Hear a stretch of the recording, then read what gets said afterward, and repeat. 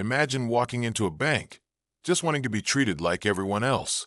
But instead of respect, you're met with laughter, whispers, and humiliation, all because you're sitting in a wheelchair. That's what happened to one man, but what the worker didn't know was that the truth about him would end her career and shock everyone inside that bank. It was a busy morning at the downtown bank. People stood in line, filling out forms, talking quietly on their phones. Among them was James, a black man in his 40s, who rolled in with his wheelchair. He had come to deposit a check, something simple, something routine. But as he approached the counter, the bank worker, a young woman in a crisp white blouse, smirked. She looked him up and down and said loudly, "People like you always want special treatment." Her voice cut through the room. The bank went quiet. Customers turned to watch. James remained calm, sliding his check across the counter. But she didn't stop.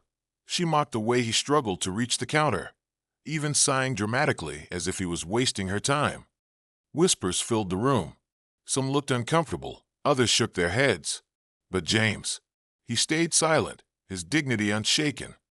Moments later, the bank manager walked in. He spotted James immediately and rushed over with a smile. "Mr. Harris, I'm so glad you came by. Everyone, this is the man who personally donated to help rebuild our community center after the fire. Without him, that place wouldn't exist." The room froze. The worker's smirk disappeared. She realized she hadn't been mocking just another customer. She had humiliated the very man who had given more to the community than she ever would. The manager's face turned serious as he looked at her and said, "We don't tolerate disrespect here. Pack your things." Applause filled the lobby as James quietly finished his transaction, his dignity intact, his silence speaking louder than words. And that's the lesson.